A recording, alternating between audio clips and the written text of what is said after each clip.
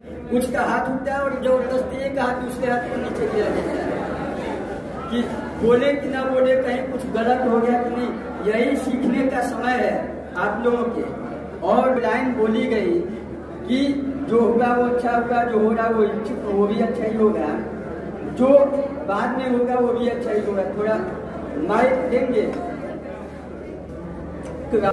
तो ये कहानी ये बताती है कि इस कहानी के पीछे का मतलब समझेंगे कि ये कहानी बताती है कि जो भी हमारे सामने परिस्थितियां आए, जो भी घटनाएं आए, जो भी व्यक्ति आए, उसे हम स्वीकार करना सीखें। हम हमेशा अस्वीकार भाव में रहते हैं। नकारात्मक परिस्थितियों के समय अपने मन मुताबिक कार्य नहीं होता है उस समय। तो इस कहानी का पहला उद्देश्य यही है। और मैंने कहा कि ये कहानी एक कदम आगे जाती है।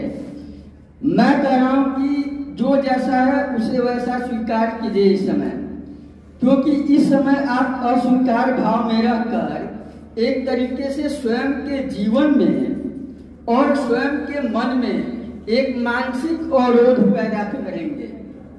और जब मानसिक अवरोध पैदा होता है और मन में जो विचारों का अंतर्द्वंद चलता है, तो इससे हमारी मानसिक ऊर्जा और समय काफी मात्रा में अपव्यय होती है।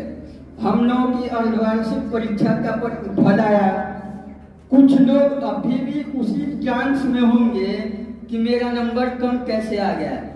मैंने जितना चाहा था, जितना सोचा था, नंबर उससे कम आ गया है। और कुछ ऐसे भी होंगे कि जिनका अधिक आ गया है, तो भी एक तरीके से अस्वीकार भाव में है, वो थोड़ा आसमान में उड़ने लग रहे होंगे इस समय। तो वो भी स्वीकार कर रहे हैं कि भाई ठीक है, जो आ गया वो आ गया। अब आगे जो तैयारी है, क्योंकि आपका जो नंबर है, अर्धवार्षिक का परीक्षा फल है, वो आपके तब तक के परफॉर्मेंस का जो है वो पैमाना है। उसका मतलब ये नहीं कि जो आपका पिछला परफॉर्मेंस है वो आगे भी रहने वाला है। आप इम्प्रूव करें।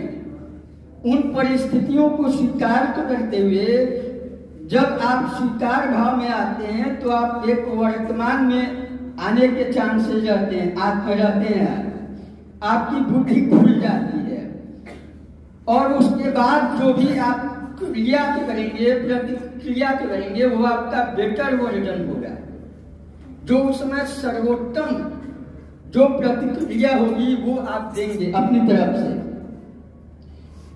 क्योंकि हमारे जीवन में न जाने ऐसी कितनी घटनाएं होती हैं। कोई अपना प्रियजन चला जाता है, कोई आपसी भाई बहनों में, अपने क्लासमेट में, छात्रों में आपसी जो है झगड़े हो जाते हैं, आचार्य जी लोगों में।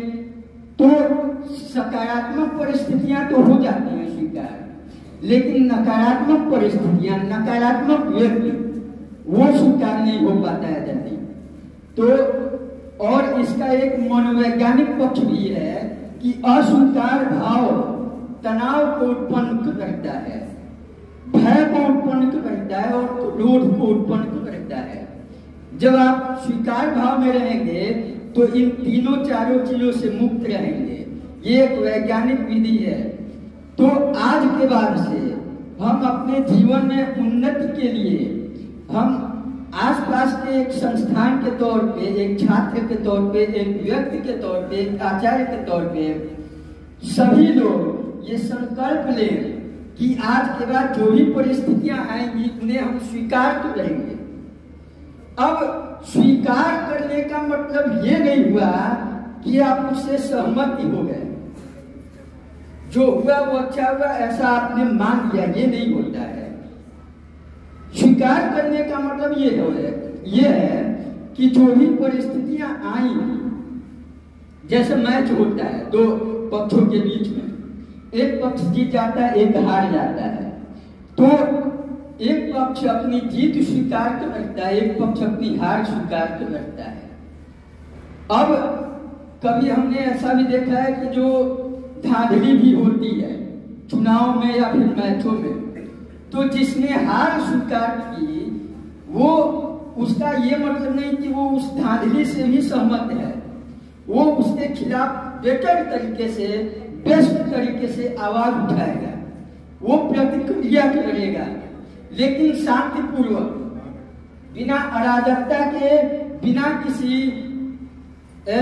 वैमनस्यता के, स्वीकार भाव के साथ। तो हम स्कूल से आते हैं, हमारी जो है साइकिल से बहुत लोग आते होंगे, बहुत लोग बस से आते हैं, तो उस समय जो देरी होती है, रसड़ा में जो है ढाले के पास जाम भी लगता है, बहुत जाम लगता है। उस समय जो हमारे अंदर मानसिक अंतर्द्वंद उत्पन्न होता है, तो उसमें भी काफी दिमाग थक जाता है, और दिमाग जब थकता है तो शरीर उस हिसाब से प्रतिक्रिया नहीं कर पाता है, आप वर्तमान में नहीं रह पाते हो।